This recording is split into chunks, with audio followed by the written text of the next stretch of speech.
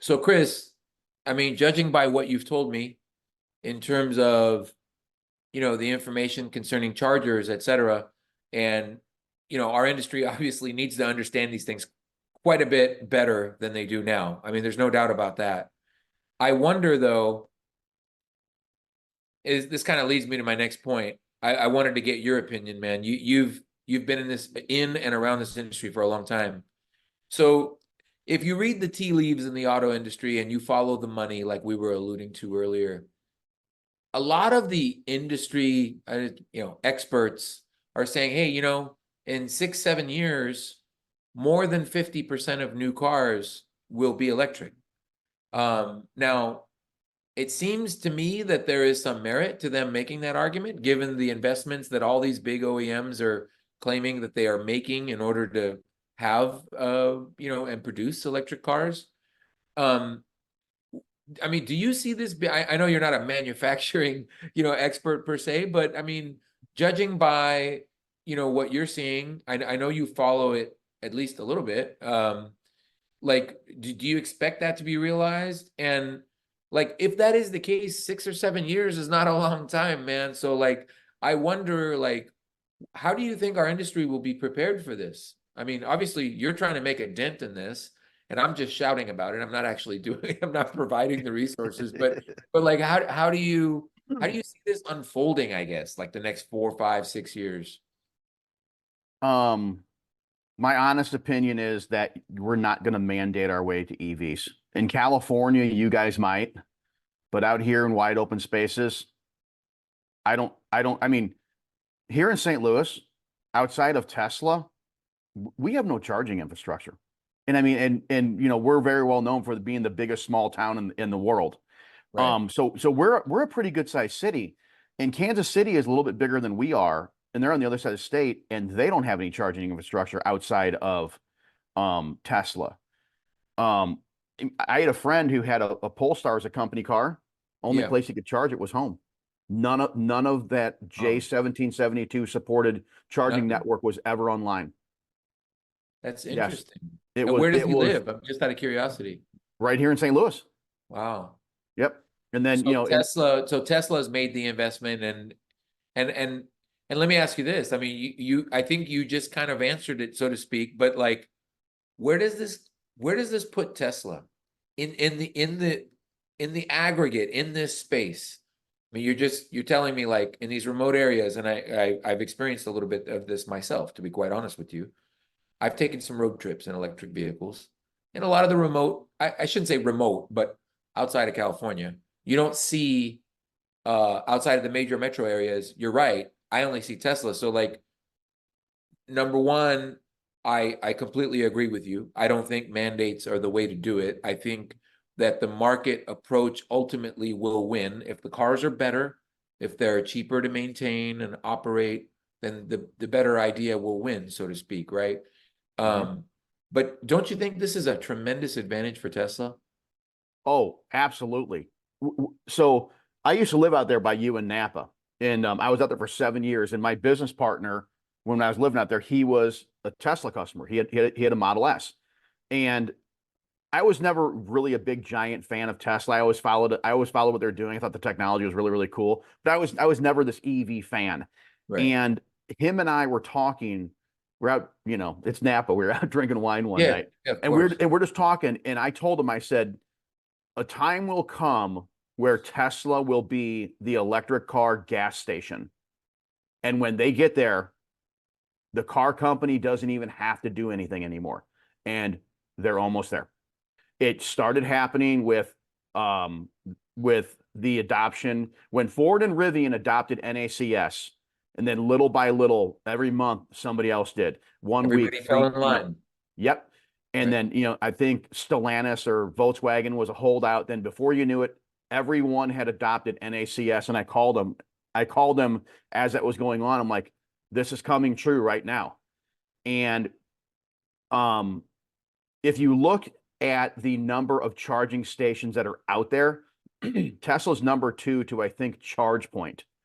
But the only reason why ChargePoint has more chargers is they have more level 2 chargers. That's They right. They're don't very have more slow. They don't have more DC fast charging. Right. That's Tesla right. has more DC fast charging. Yeah, that's right. And I was reading something on about a month ago on LinkedIn, and they were showing these modular deals that Tesla was building. They can take and set them on a drop deck trailer, and they have like 3 or 4 chargers. Everything's bolted to it. All the contractor has to do is come in and get the infrastructure in the ground, and they come and they set this modular charging unit up. And Yeah. I guess they pour the concrete up to it, and that thing's ready to go within a week. Yeah. Yeah. I mean, I almost want to say overnight. They built some near my house, of course, at Whole Foods, right? Mm-hmm. But they built one Or near my Starbucks. house, and I blinked and this thing was operational. And I believe I saw that same content that you did.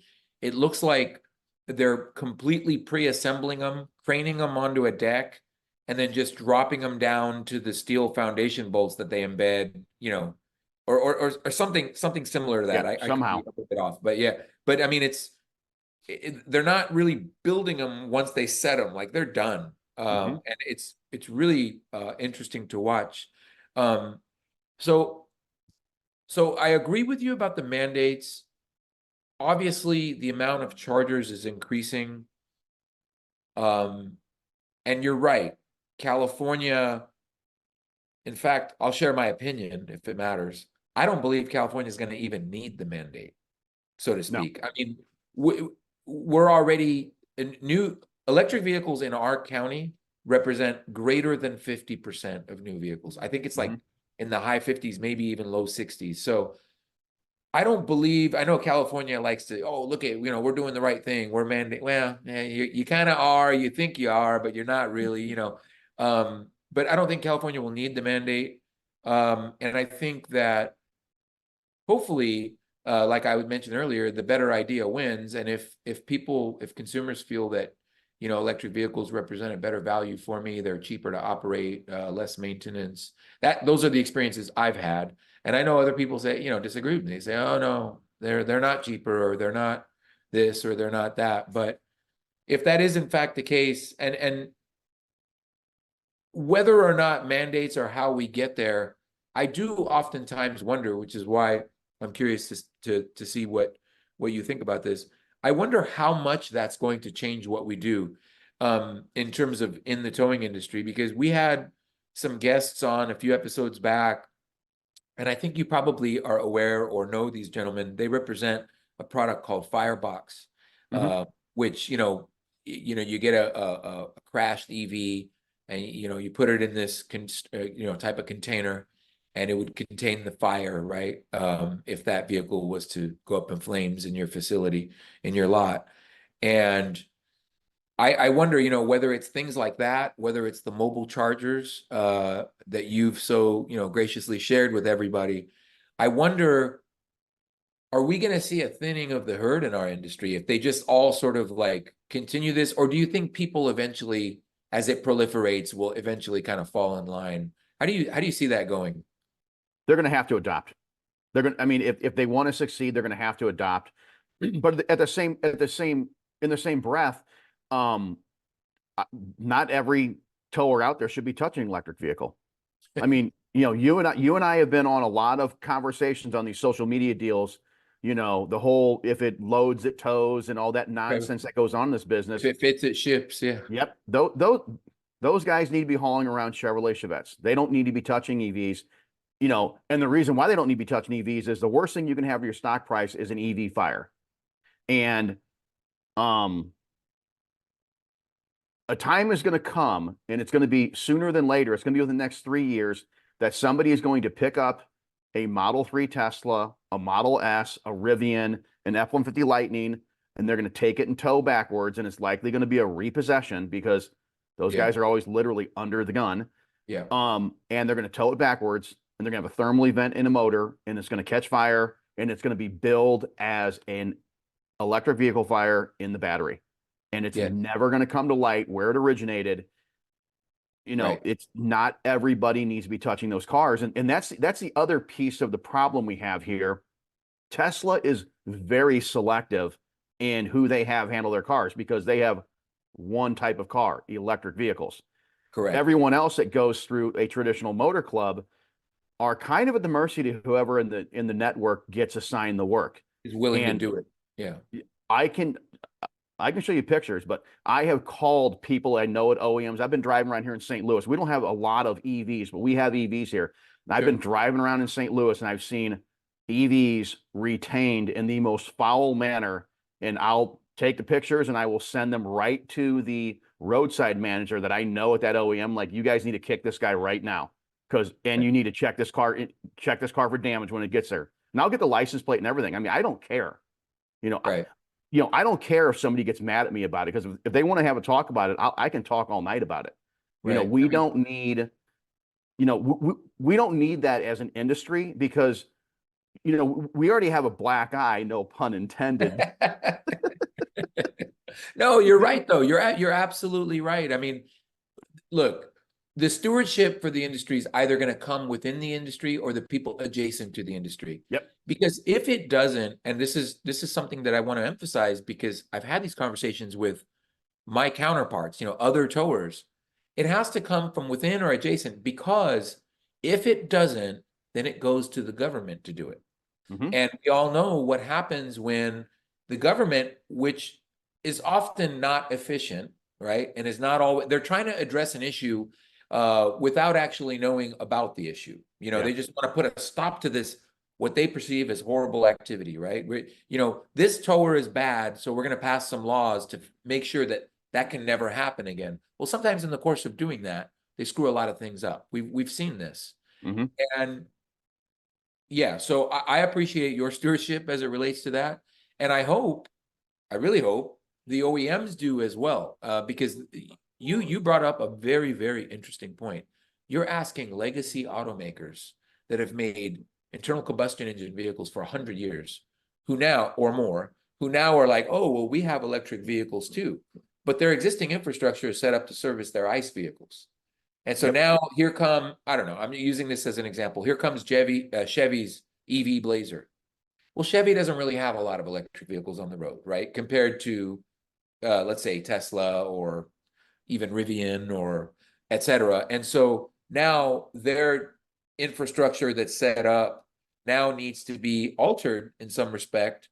And I'm wondering if they're thinking, hey, we're going to invest the same in this as we did with the internal combustion engine. Well, everybody's trained for the ICE stuff.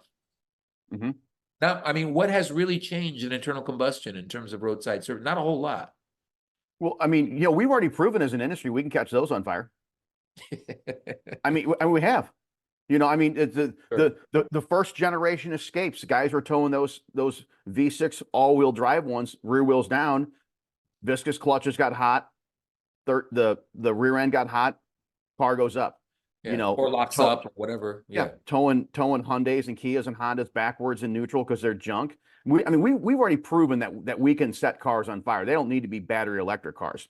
But when they start becoming really, really common, we're going to set those on fire too. And it's unfortunate. Sure. And this goes back to the education piece. And the OEMs are seeing that there is more education required. But the issue is that no one wants to spend the money. The OEM doesn't want to spend the money. The motor clubs don't want to spend the money. But you know who spends the money? Our insurance companies. The insurance companies that insure towing companies are the ones that are footing the bill. And I'm gonna tell you right now, a time is going to come where there's going to be exclusions in policies for EVs or these high-risk vehicles that we start having trouble with, and there's going to be a certification program required or something. And I don't know what we do then, because we've got people trying to train EVs in the space, and they're scaring the hell out of people. They're scaring more people than they're educating. And right. And like if you go back to my YouTube videos and some of my TikToks, that's why we're taking wheels and tires off cars now, because they're being told there's a bunch of stuff back there. It's not back there. Like, oh, there's these generators and there's all this regen braking out here on the wheel ends, and you don't know. Like, no, it's not. Yeah. No, it's not. Here, there you look at it. Right. I mean, I've sat through a couple of those training programs. Those guys that do that are good in their discipline. Towing's not their discipline. Right. And they tried, and I'll give them this. They tried partnering with people they partnered with the wrong people. And Right. it was a deal where everybody thought they were going to steal everybody else's idea and go to market. And nothing worked out for anybody. Everybody's sitting Nothing there like, really, oh, yeah. well, we're back to the same place we were 3 years ago.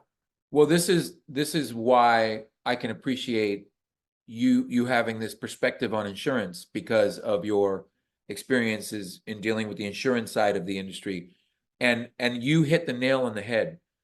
They can ignore the EVs, they can choose not to get training.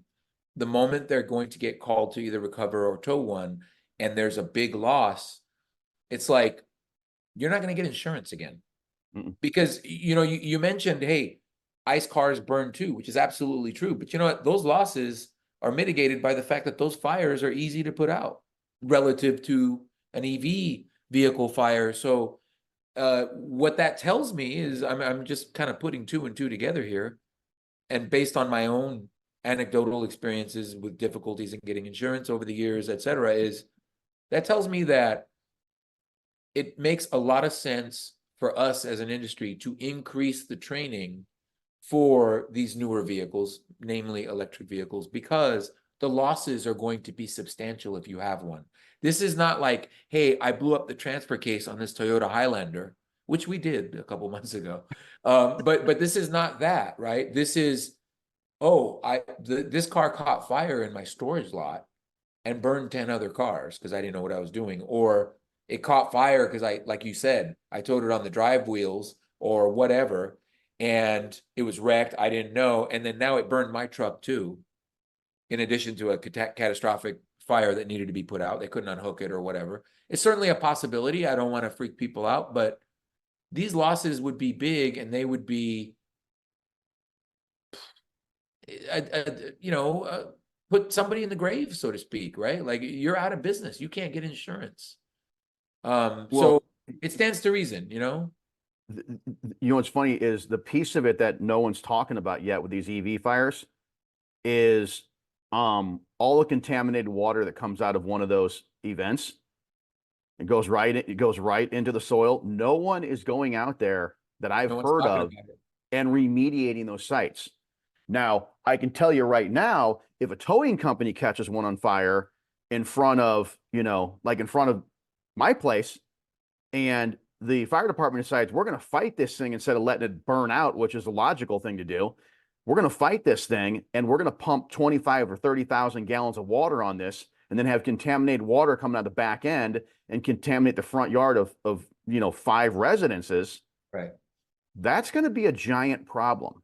Yeah. I mean, that's going to be a multi-million-dollar problem because That'll exceed the insurance they're going to policy. call out DNR and everyone on that thing. Correct. And what I think people need to realize is that, if you have a $2 million policy, it's not going to be hard to exceed that when you have one of these catastrophic events. And it's interesting that you brought up the remediation part and the fluid, because when we had the two gentlemen from Firebox, one of them was the engineer. That was something that I was very interested in hearing them discuss, which is, I mean, you're familiar with that device, they put the Yeah. car in it. It's kind of like a Yep. storage container with concrete walls. There's a And similar one in Florida, in Orlando. right. And, my understanding is okay, so now you got a thermal event with the car. It's got a water hookup. It just fills it up with water. So one of the things I posed to Firebox is like, hey man, what do you do with that water? This thing is gonna contain the water, but where do you get rid of this water? And there's a provision to do so. You have to call an environmental somebody who's capable of handling that water. But if that is uncontained, holy hell, man, that's gonna go into the groundwater. I mean, like you said, that environmental cleanup is not cheap, No. and your insurance company. I could see certain insurance companies, like you said, either writing the underwriter writing that in and saying, "Hey, no EV," or them just flat out denying a claim like that, saying, "Hey, man, you didn't have the qualifications to do that job." And then can the average tower go fight an insurance company? Nope. No, no. And So it's just going to take training 2 is or key. 3 of those big hits because usually on a personal auto policy or like a boat policy, your pollution limit is unlimited. Now, I don't know what it is on the towing policies or the business package policy of the towing companies, but Um, if you have an event, even in your own yard, let's say it's a rented property, and you pollute a rented property, and then the property owner wants it remediated, that is a big giant problem. And I mean, and that's why I tell everybody I know that owns a towing company, put in containment deals, put in those big concrete Legos, build a containment deal, and call the local fire department. Tell them if a car catches fire in there, you let it burn. You do not fight that fire. You can cut the lock. You can come in there and mitigate fire around it. Do not fight the fire on that car. Let it burn to the ground. We'll go in there with a little bucket and shovel. And we'll pick it up later on because it's already totaled. Once those things catch fire, they're totaled. Yep. And I sat through a couple of those fire training deals, and the guys all say that if you just let that thing burn to the ground, it burns off its emissions. It's when you start fighting it and dousing it with water, and you're not putting out the fire. You're trying to lower the temperature Yeah, on the sure. thermal event in the battery. Um, Once you start trying to fight that fire, the emissions become markedly worse. So they say that ideally, in the name of the environment, just let that thing burn to the ground. Got it. But I mean, firefighters are trained to fight fires. Now, that being said, if that vehicle is in a structure, you have to do something. Right, If right. it's in a parking garage, if it's in the garage of a house, you've got to do something. You can't just sit back and just watch that. You have to Right. you have to do something to mitigate, whether it's knock the windows out and hook it by the A pillars and drag it out and get it outside, or whatever you need to do. But I mean, you can't let one of those things burn up in a multi-level parking structure with a post-tension floor. It'll collapse. Yeah. It'll collapse the entire structure. Yeah. I mean, we've all seen our share of videos online, and one of the things that again, I'm going back to online comments, but this is a growing consensus among people is that electric vehicles and even hybrids and whatnot have an increased chance to catch fire. But when you look at the data, I think it's from the NHTSA. It's been a while since I looked at it, but Mhm. when you look at it, it seems like mile for mile, internal combustion engine cars actually burn more often, like They per do. mile driven. So I don't know if that's mainly a result of auto accidents or not. But it seems to me that pound for pound, they don't burn, they burn less often. It's just that the fire is so darn severe, Exactly. difficult to combat. So I mean, again, it's just something that I think people need to really understand before they just make these general assumptions on what's what. And instead of just looking at videos, I mean, this is the downside, and I want to get to this with you a little bit, but this is one of the negative things that I associate with social media, which is the shorter attention spans sometimes lead to us forming a consensus that's not well informed. So we're sitting there, we're saying, well, I know about tow guys. They're all crooks and jerks. People make these assumptions based on some videos that they will see that generate a lot of interest, let's say on TikTok or IG or whatever. And I think the short attention span, while that certainly is probably a more effective way of being heard online, I don't know if people are getting all of the information is really what I'm getting at. They're not. Um, I think it takes a little bit more investment, um, you know, to form an opinion on something that is just, kind of like requires a little bit more than just looking at a video. So, and that kind of leads me into the next thing. I mean, you've talked you've talked a bit about how social media is changing how we're learning, right? We need to Hmm. learn. The vehicles are changing. And then I've talked about, the short attention spans. But I mean, like, I don't know, give me a window into the next like 5 years. Like where is social media going to be as it relates to our industry in 5 years, let's say, right? Like I wonder how is it changing our industry or has it at all? I mean, what do you think about that? I mean, it has the potential to do a lot of good, but being a realist, the problem is we have a lot of keyboard warriors Yes, in the space, and they thrive on conflict. sure. You know, they like to get they like to get in these groups on Facebook and argue Sure. with each other, or brag about how they shortcut some job, and they think they didn't mess up some Silverado pickup truck hauling at 200 miles an hour backwards and 4-wheel drive, and everyone else is a knucklehead. Um, you know, the problem is that there's a lot of those voices out there, and there's not a lot of dissenting voices because they just don't want to argue with them. And what I figured out, and this isn't just in the towing space, it's everywhere. Um, the least educated are usually the loudest. They're always talking the loudest. So, Yeah. you know, um, it has a potential to do a lot of good. And if we have our way, we're gonna do as much as we can to contribute to that. In the name of creating content, or whatever. Whatever we're doing in the towing space and social media, it's always going to be, we're always going to do our best to make sure it's in a positive light. Because I'm not here for drama. I'm not here for, entertaining people. I am here strictly to convey a message and Right. create informative, educational stuff. And anytime we get a chance to do it, I'll do it. And if some OEM comes to us, or multiple OEMs come to us, say, hey, we want to partner with you, we're going to do whatever we can to get that message out. I mean, this whole training deal I started on an ask 15 years ago, and it was just to get a message out. It was I more or less used the client as the platform to begin to get a message out. And the message has been pretty small up until recently. We've been able to get a little bit bigger voice. But I wish there were more guys like me out here doing it. I really wish there were, but at the same time, I understand, I don't run trucks anymore. I mean, I've got the time to do this. Sure. But the other piece of it is what we're doing costs a lot of money. And for the last 18 months, no one has financed a single thing we've done. It's all come out of my pocket. I have financed the entire project. And again, I did it to prove a point. And the Right. point I've proven the point. So now we have the analytics, and it was, I'm going to hunker down. We're going to acquire analytics, and I'm going to prove this works. And we've proven it works, and we've got a lot of analytics that no one else has. So, if more folks want to come out here and participate with us, we're all for it. If they want to start their own thing and do the same thing we're doing, we'll help them. Okay. It's That there sounds really is good.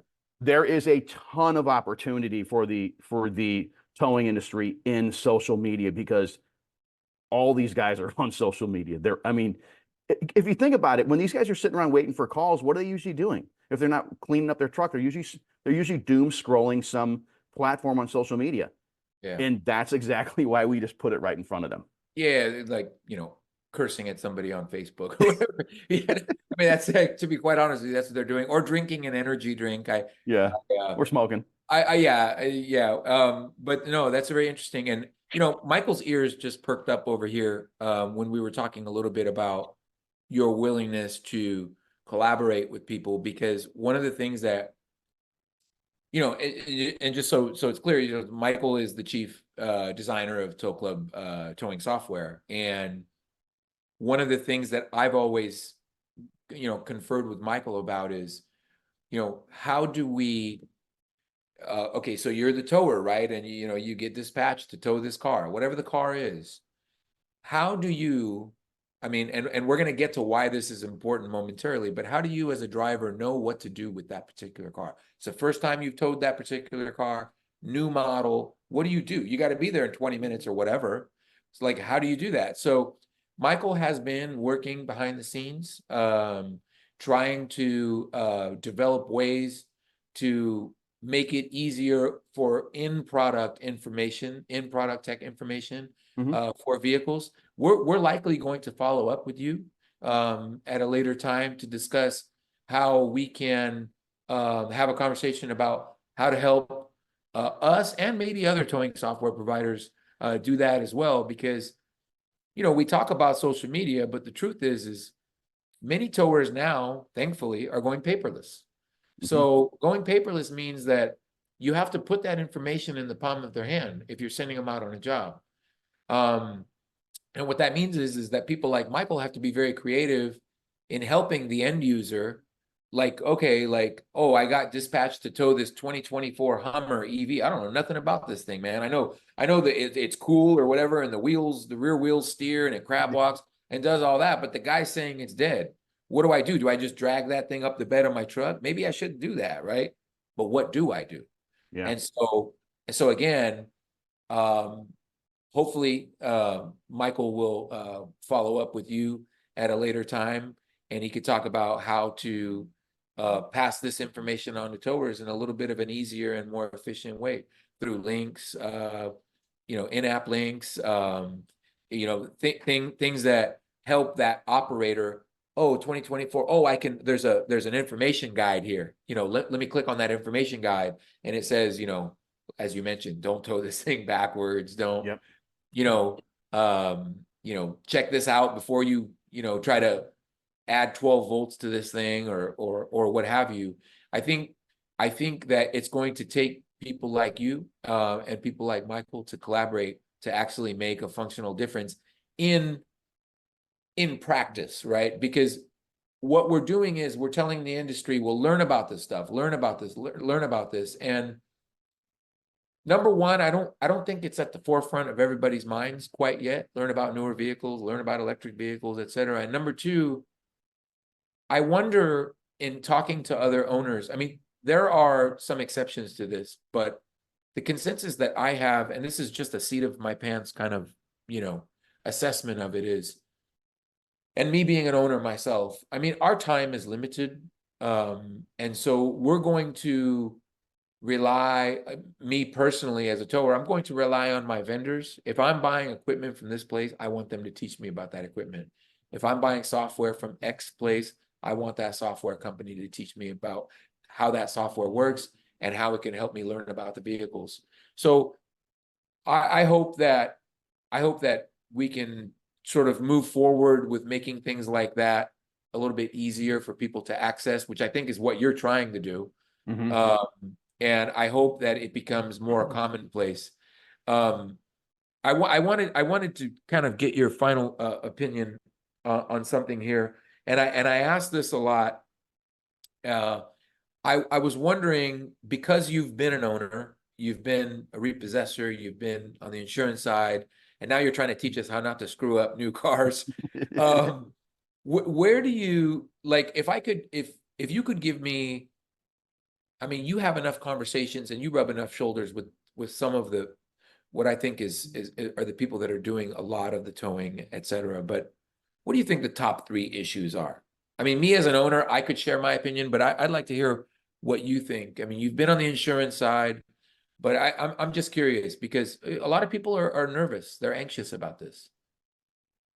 I think the first and foremost one is rates, be it, motor club or be it some state, muni, county, um, contract that folks have, that rates are not at all congruent to where we are in the industry. I mean, if you look at, I mean, you still own trucks. How Yeah. much more are you paying for trucks than you were in 2020? We had our we had a Miller Industries dealer on 5 or 6 episodes ago, and I was speaking with him about that, and I was sharing my personal experiences, and I'll be honest with you, I was somewhat nervous doing so because I didn't want to give him the impression that I'm complaining about him per se, because Mhm. obviously the rate increases are not sort of limited to one dealer. It's something that's happening across the board. But to answer your question, I'm almost scared to admit this, but 35% over the past 4 or 5 years. I, 35 to 40, maybe even 45. I mean, it's up there. It's yeah, it's I'm approaching talking to 50. guys that are seeing a 60% in their frontline trucks, their wreckers and their carriers. That's a 60%. lot. Yeah. Yeah, You know, that's quite a bit. I mean, so then, that parlays into the insurance, because as the stated value of the truck goes up, the insurance on that truck goes up. And then yeah, we, they and can then, mitigate their risk. Yeah, yeah. And then we're looking at the liability portion of it. Well, as they've been busting up these cars, what used to be a $10,000 car is now a $24,000 car. And when they total it, it costs the insurance company $24,000 to replace it instead of the 10 it should be. right. So, you have that on hook portion's going up, and then everything's going up with it. The rest of the policy is going up with it.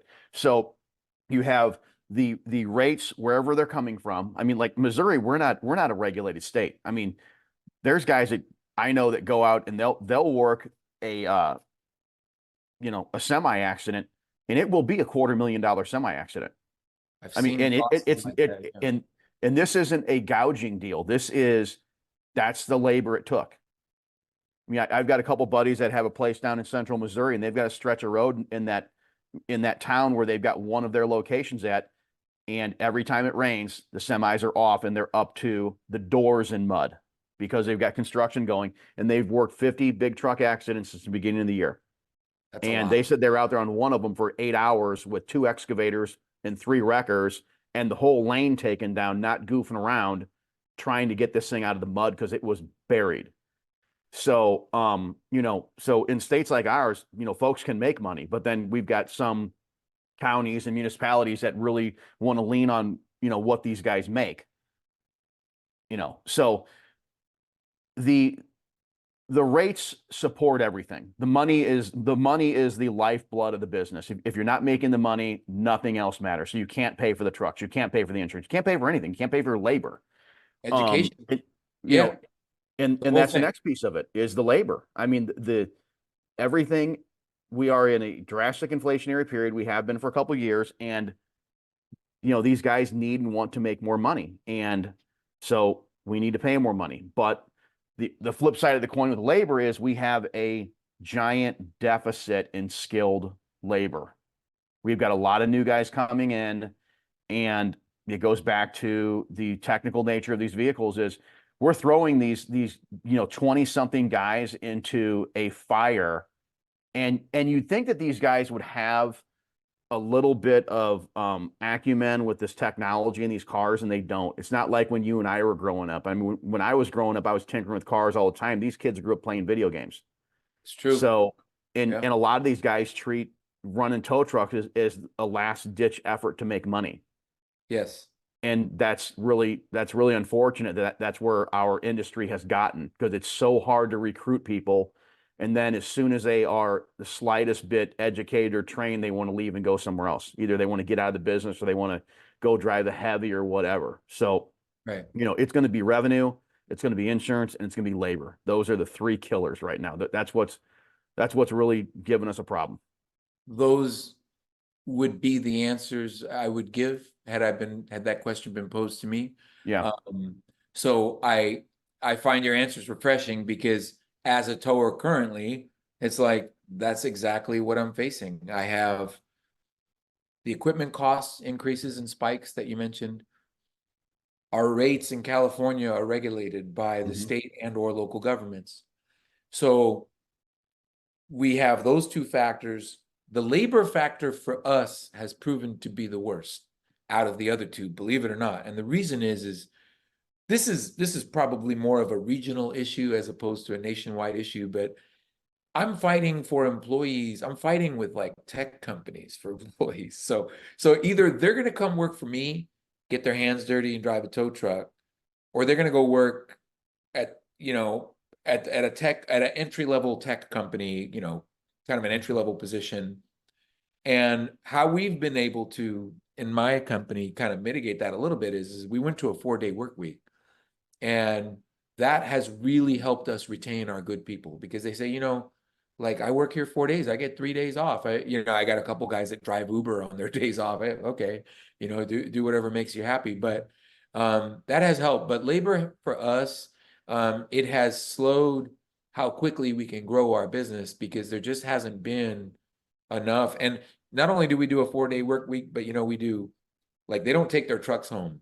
This has always been something that's stuck in my craw about our industry is, they work these guys like Monday through Friday, then they're like, yeah, take the truck home and then respond to calls on the weekend. It's like, Yeah. man, that doesn't sound like a hell of a gig. You know what I mean? I mean, when you're done with work, you want to be done with work, right? So yeah, those three things that you mentioned, they echo the problems that I'm experiencing. And if you talk to other towers, I mean, I would say like 95% of towers are going to give that answer. I mean, so this is not something that we're concocting, a rates, an insurance, and a labor issue. This is the three-pronged sort of pitchfork that we're facing as an industry, which is like, how do if it's rates and they're regulated, well, you better be super efficient.